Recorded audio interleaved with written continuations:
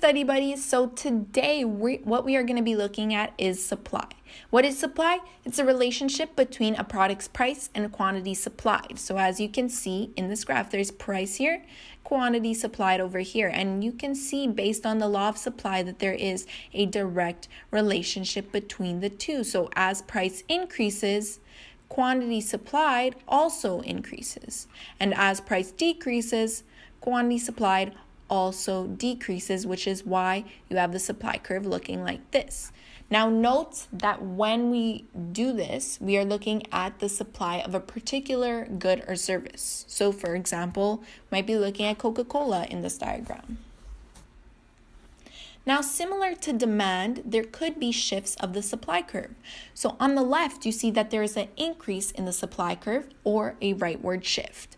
On the right, you can see that there is a decrease in the supply curve or quantity supplied. So there is a leftward shift. Now, what factors impact this? How does the supply curve shift? Well, we're going to take a look at a bunch of factors, and we have it set up similar to our demand video. So we have an increase in the factor and a decrease in the factor as one section. And we're going to look at how those two things affect this.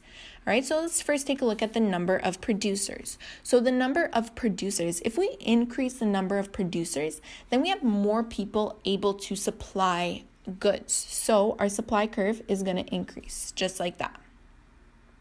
Now, if there is a decrease in the number of producers, then we're going to have less people supplying, right? So we're going to have a quantity supply curve that shifts leftward since there's less. Now let's take a look at resource prices. So think about this. Let's say that our resource prices increase. If our resource prices increase, it's more expensive to produce a good. So chances are we're going to want to supply less. Now let's say that our resource prices decrease. Will we want to supply more or supply less? We'll want to supply more. So we're going to have a rightward shift just like that. Now, what about technology? Let's say our technology will refer to increases as an advancement. If we advance in our technology, then we're better able to produce more goods, right? So we're going to have an increase in the quantity supplied. Now, if there's which is highly unlikely, this one, we can almost forget about it. But if there is something bad that happens to our technology, maybe it's more expensive, something like that, then we're going to have a leftward shift. So it's going to look like this, okay? Now let's take a look at prices of related products. This one is a little bit more complicated. So I'm going to have you think about this. Let's say that this curve here is for strawberries, okay? Now, a related product to strawberries is raspberries. So we have another market of raspberries. So these strawberry producers see that the price of raspberries is higher. Okay, there's an increase in the price of raspberries. So what these strawberry producers are going to want to do is they're going to want to shift over and make raspberries. So what they are doing is they're supplying less of those strawberries in order to make more of raspberries. So your supply curve is going to shift leftward, right? Now we'll look at the other side just to help you guys see the bigger picture. So if we decrease the price of those raspberries, then those strawberry producers are like, okay, let's continue making those strawberries. They're probably going to produce more, okay? So I hope that makes sense. Now we're going to take a look at changes in nature. So let's say an increase in change in nature is there's better conditions. If there's better conditions for the particular product that you're looking at, then there's going to be a rightward shift. Of course, changes in nature might not necessarily apply to every product. Like, for example, if you're building a computer, it doesn't make the biggest difference. But if you're in agriculture industry, then it will make a huge difference.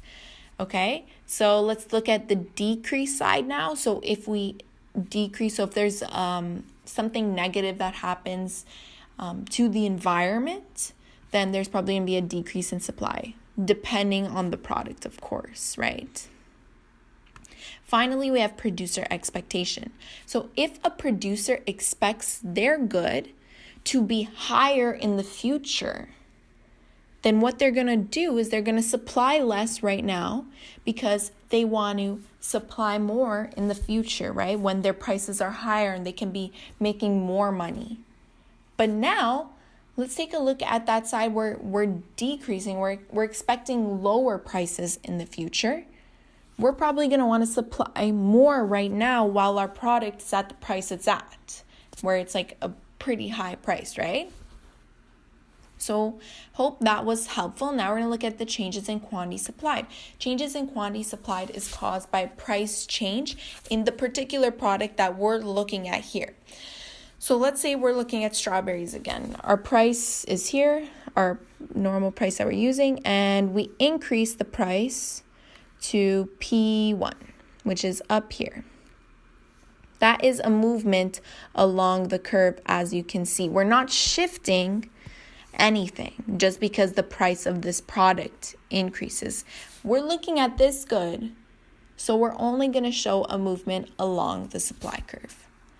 All right, I hope you guys enjoyed this video. Can't wait to see you next time. Bye.